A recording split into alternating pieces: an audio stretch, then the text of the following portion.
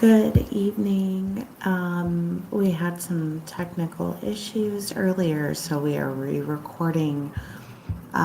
We are going to discuss my thoughts on the alliance, and this is part two. But I have been taking some notes in regards to my other thoughts that are not maybe directly related to the alliance.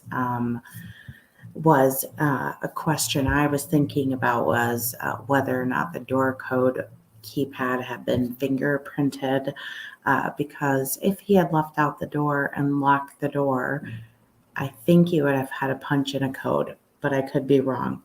I've never had one of those, so I don't know how that works.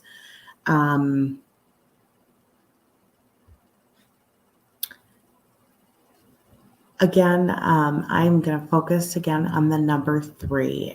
3 minutes to search the house, 3 minutes before Katie made the decision to call Chris.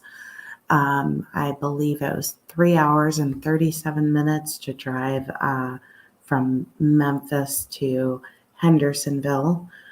I was continuing to look through other interviews. And one that keeps sticking out with me from, I believe, their first interview was Katie was asked how she was coping, and she could not answer right away. She had a really nervous chuckle grunt. Then she looked at Chris, and Chris had mentioned that he was helpless and hopeless. And at that point in time, it had been a really short period of time. So for me, I thought that was odd to use the word hopeless. And something that I've just kind of discovered in all of this is that there just is not the worry and the concern for how Sebastian would be if he was out there. Is he cold? Is he hungry? How is he managing with no shoes? Those types of things, they're just not brought up, and that's really concerning. So those are a couple things. I also thought it was very coincidental that he left with this flashlight, and there just so happens to be this video that I believe are flashlights, but they say are not flashlights. Well, everybody has said that they're not flashlights, I believe, including law enforcement. But one of my theories, because they're so set on him walking out the door, and there was, even though nobody saw it, was what if he was running out the door and he ran out the door and then they caught him and they brought him in? Maybe he was trying to flee and then things went bad and then he was carried out. Those types of situations,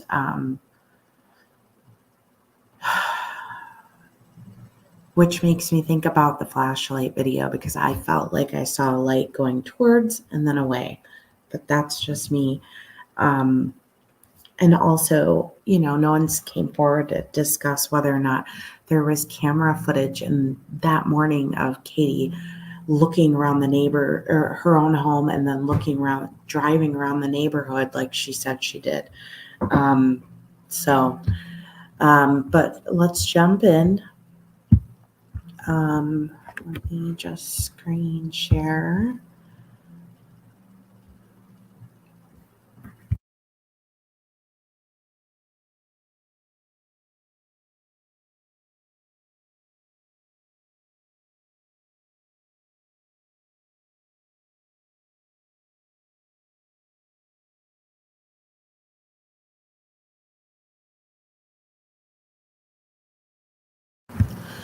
Again, just a reminder, it was Chris that proposed the alliance. I believe this could not have been a tactical move on Seth's behalf. He was not the one that proposed it.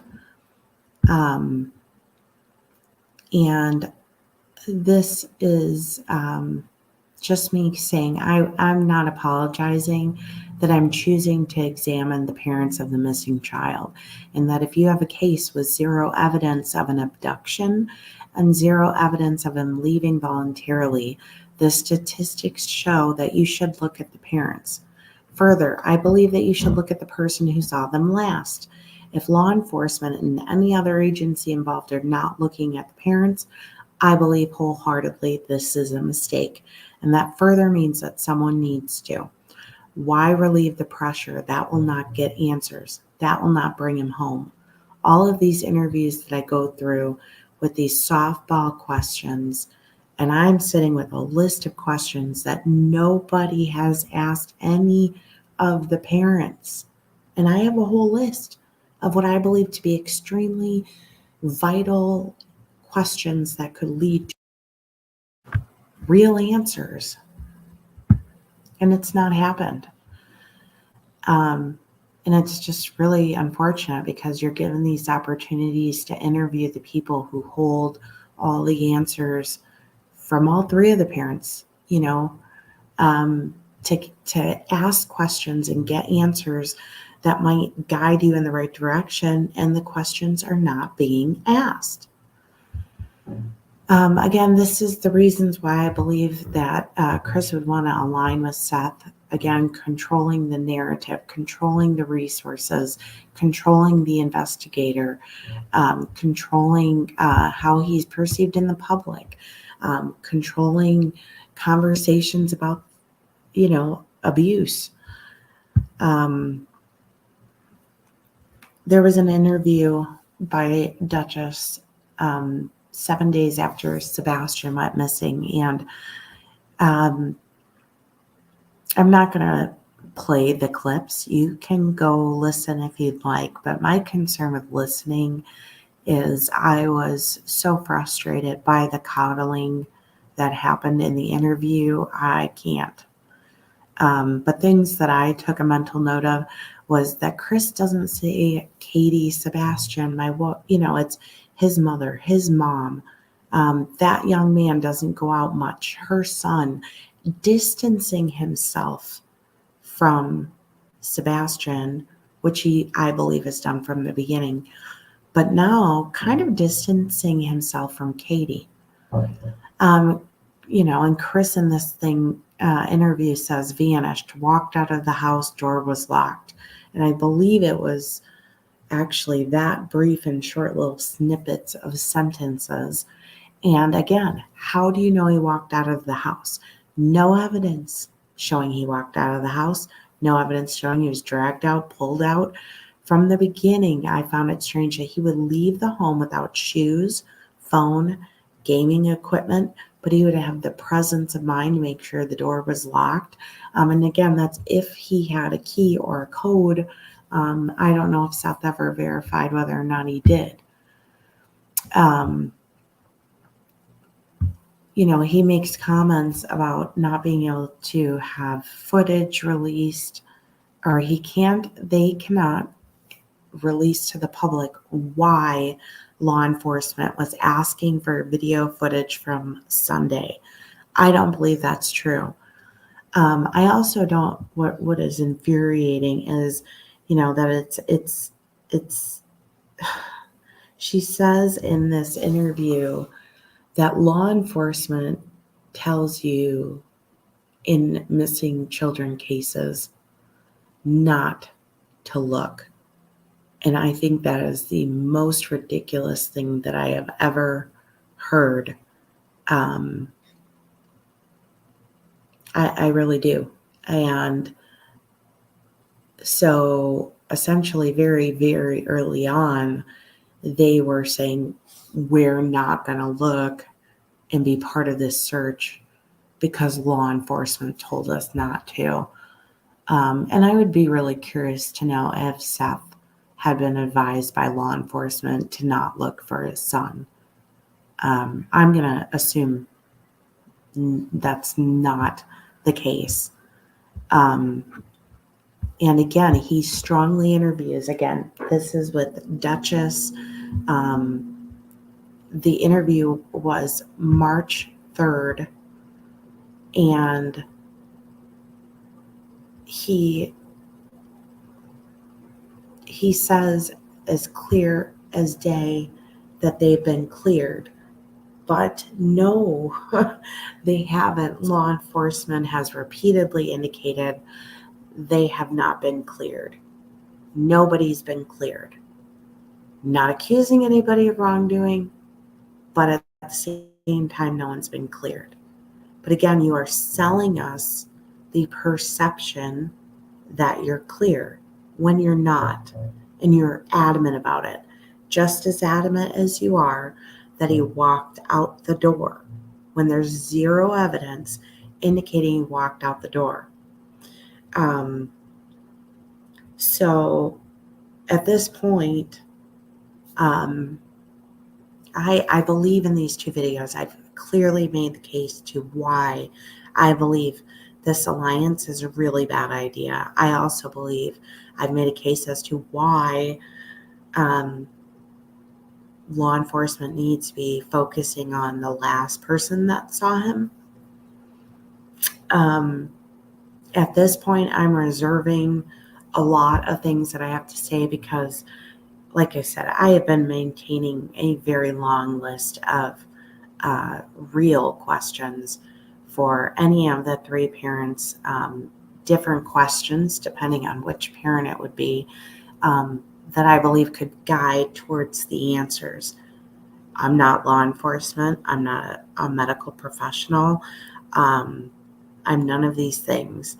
But have I been in their situation? If this is all genuine and it's a true missing child situation, yeah, I have. And so I'm readily aware of the feelings, the emotions, the things that would be said or done, and how law enforcement interacted with me, all of those things. So there is some real perspective behind this. But I'm keeping my list, and as I observe videos and podcasts and creator interviews and news interviews and things like that, and statements, I'm just waiting with bated breath for these answers to be filled in. And I'd be curious if law enforcement asked these same questions. And if they didn't, I'm just at my wit's end with frustration. And I continue to say that in this case, the silence is deafening.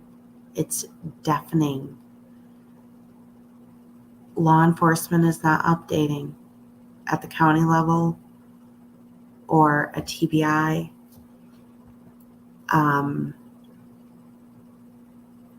The parents haven't provided any information that I believe yet is of value to help us understand what happened.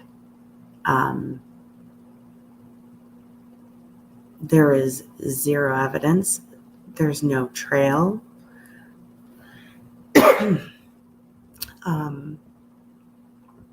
And it just breaks your heart because if he's with us,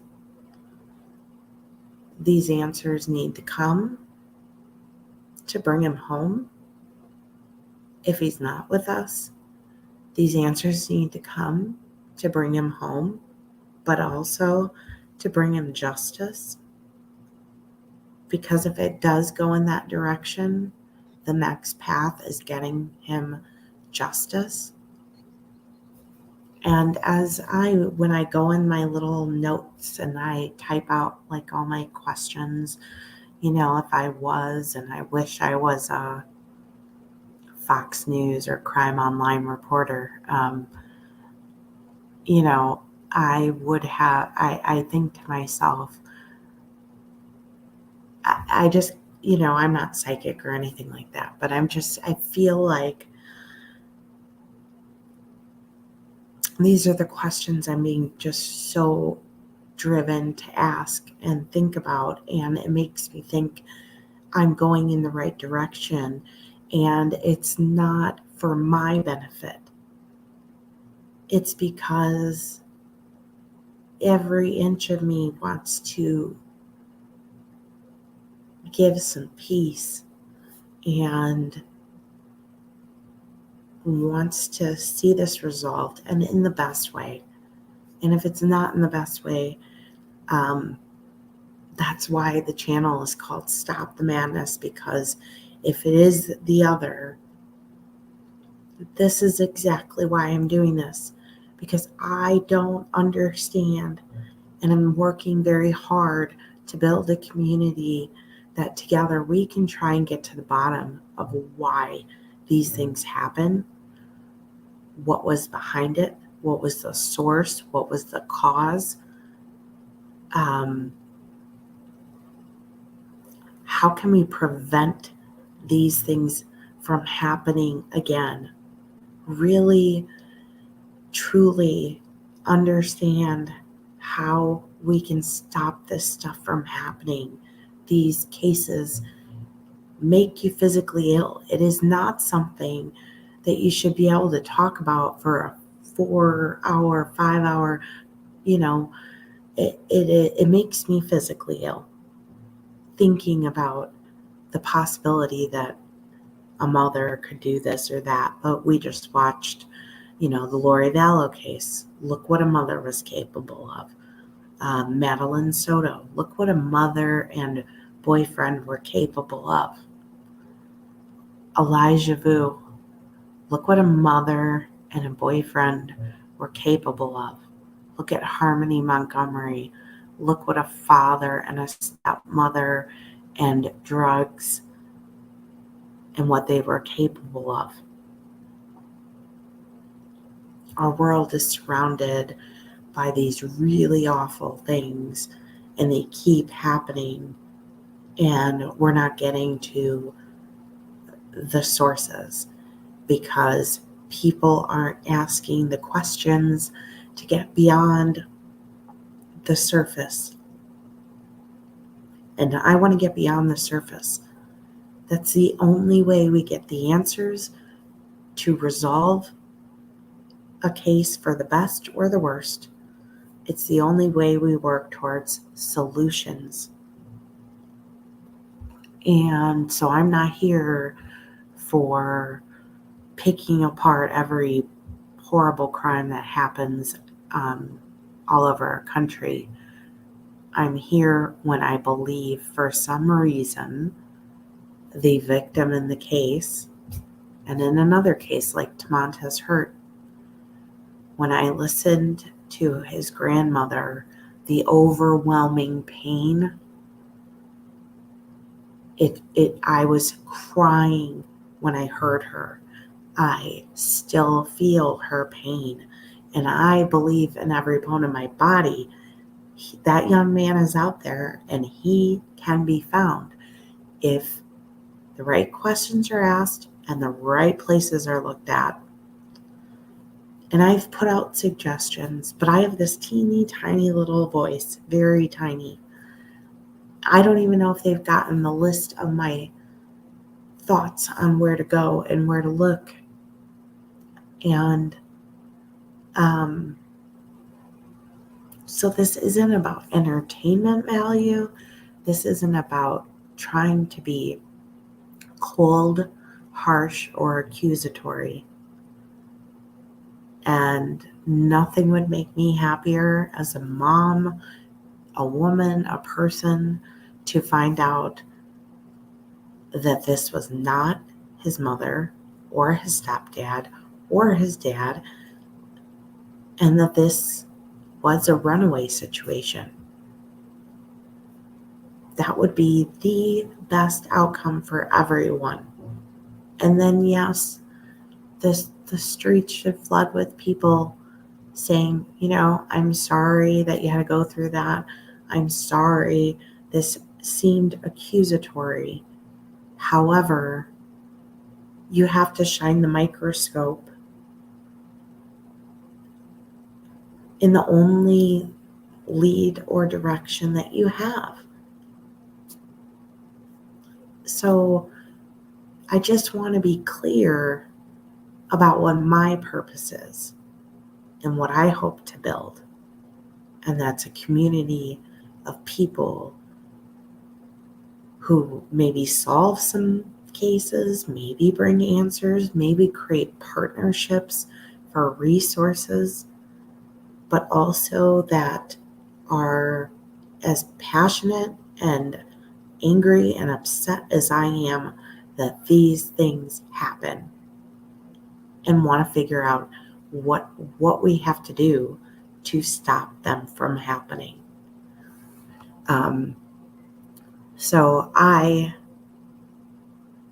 don't know how much more I'll have on this case this week. If there's no activity or movement or information from law enforcement, I do have a story about Rachel from Illinois, who was a classmate of mine when I was little, and it's going on almost 3 decades, and she's still gone. We have Elijah Vu, his case. It's Montez Hurt, his case. These cases that don't get people streaming for 3-4 hours about them, people creating 35 different social media pages and groups for them.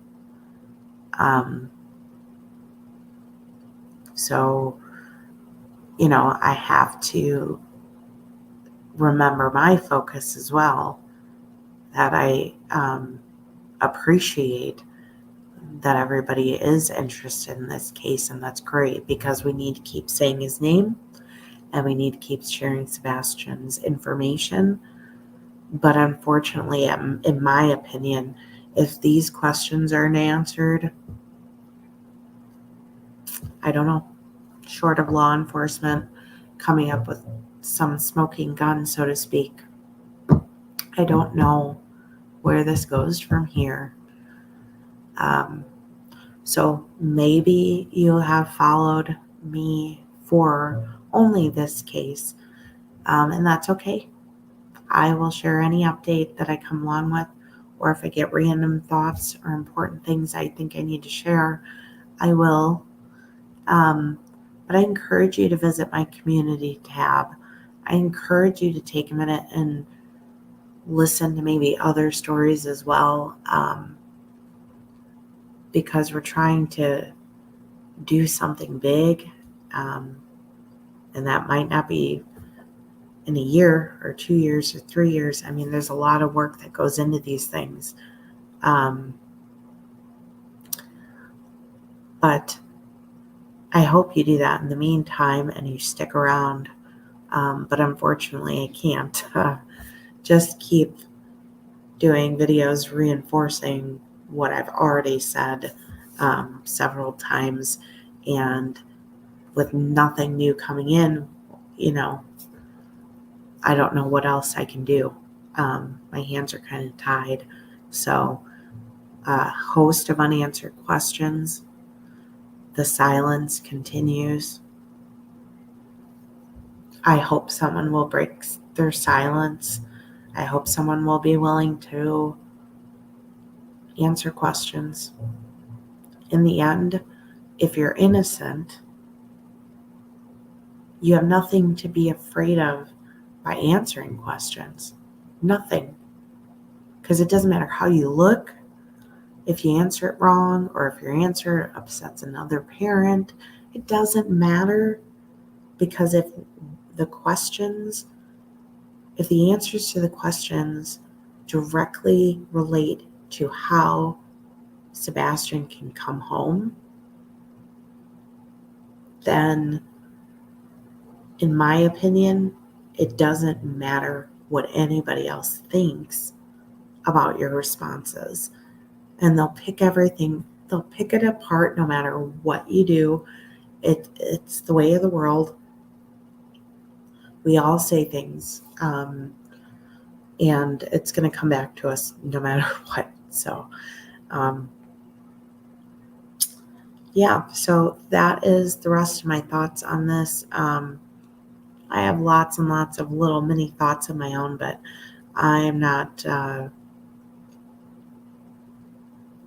going to go on it forever and ramble. So again, I appreciate if you end up watching this video. I encourage you to go and watch the part 1 of this video regarding the alliance being formed. It had a lot more information, and this was kind of the second tail part of that. But I also encourage you to keep an eye on the community tab, as well as, you can find me on Facebook to continue to see updates, flyers, articles regarding cases and people that need help. So please continue to watch those things. And I hope that you stick around for the big picture of what I'm hoping to create here, rather than just for one case or this case. But if you are just here for that, that's fine too. So I just want to say thank you again. I really appreciate the opportunity to have my voice out there. And I hope you all have a great night. Thank you.